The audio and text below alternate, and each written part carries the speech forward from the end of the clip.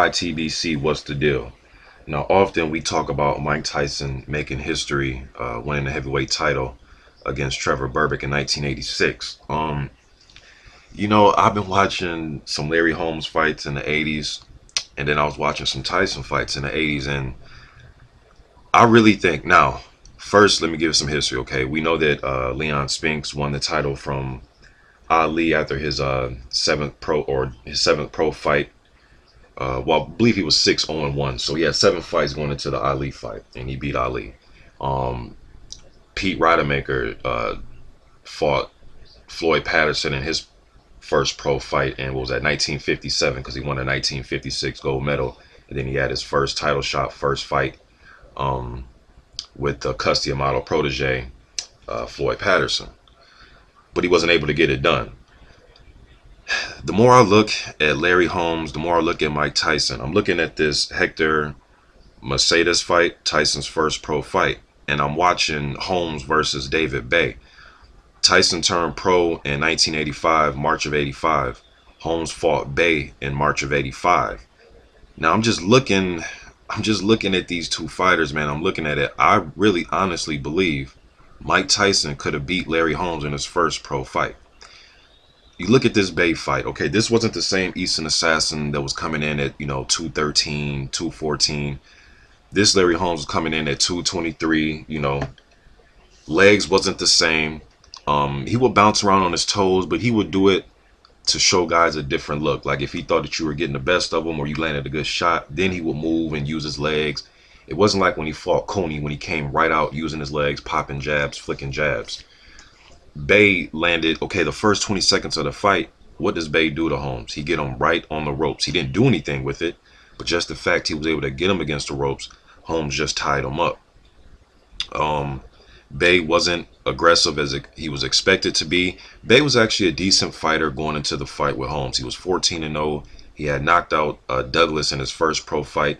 Buster Douglas. He beat Douglas in his very first pro fight. Douglas was 5-0 when he fought him. Bay beat him in his first pro fight. Then he also beat Greg Page. So he was 14-0 going into the fight with Holmes. The second round, what did he land on Holmes? What rocked Holmes? A left hook.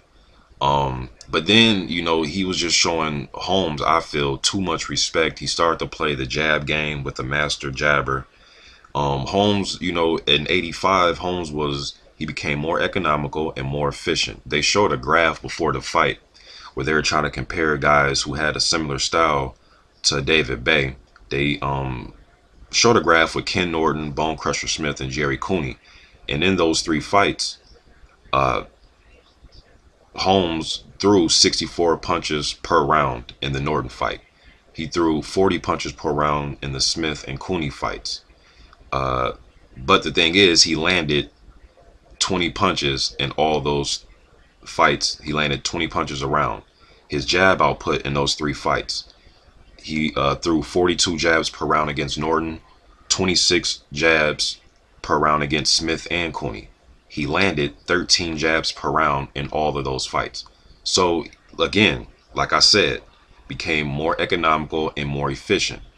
Now those against those fighters, that's the graph that HBO showed against those fighters.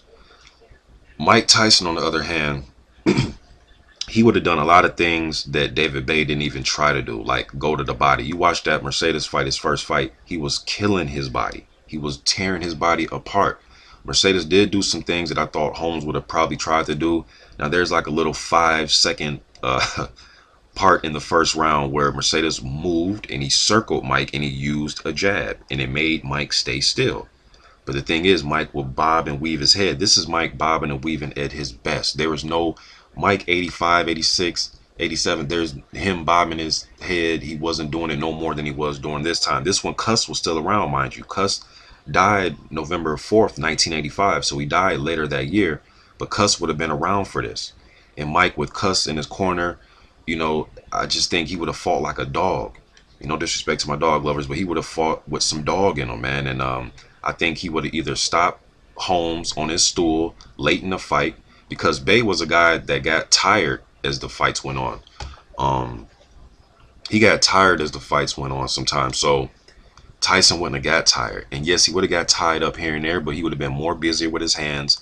This whole trying to throw, 40 punches around against Mike, I don't think that would have worked, because Mike would have been throwing flurries. He would have been making Holmes miss. Holmes was, doing the whole leaning back with his head during 1985, and that's when he'll get caught with shots sometimes. Then even after this fight, Holmes ended up having trouble with a guy like Carl Williams, who Tyson ended up knocking out. And there's footage on YouTube of a 17-year-old Mike Tyson sparring. I believe Carl Williams was 23, 22, I'm not sure, but they're sparring when Tyson was like 17, 16. That footage is on YouTube. Plus Tyson ended up beating him anyways. And then Spinks, who troubled Holmes twice, got 2 wins over him, which I thought Holmes at least won the first fight, but some people have it vice versa. Some people think Holmes won the second, lost the first, but he lost both fights. That's factual. He lost both fights. Tyson ended up destroying Spinks. And to put icing on the cake, he ended up beating Holmes anyways. He ended up beating all 3 of these dudes, 3-4 years later anyways. But that night, if they would have fought in March, I really believe Tyson would have beat Holmes. Like I said, what hurt Holmes? A left hook, and Bay didn't do anything about it. He hurt him, and then, Holmes used his savvy tactics. He tied him up and stayed away and used the jab.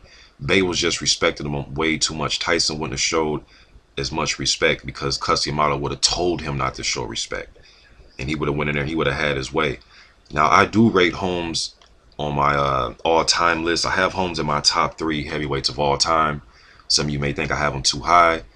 Some of you may think I have him too low. But he's in my top 3, and I rate him higher than Tyson on the all-time list. But I just think Mike, anytime in the 80s, would have anywhere from 85, and and obviously he beat him. He ended up beating him anyways. But I think he would have beat him in 85. I really do, in his first professional fight. And I thought Mike Tyson could have made even more history winning the title in March of 85 versus beating Berbick in November of 86.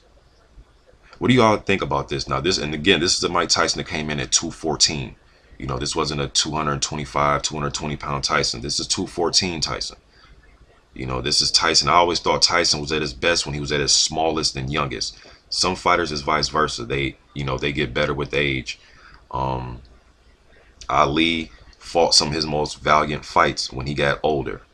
Holmes fought some of his most valiant fights when he got older. Some guys get better with age. It's just like that. Lennox Lewis was another guy that got better with age. To me, Mike Tyson was reversed. He was at his best when he was at his smallest, and when he was at his youngest, and his most hungriest and most ferocious.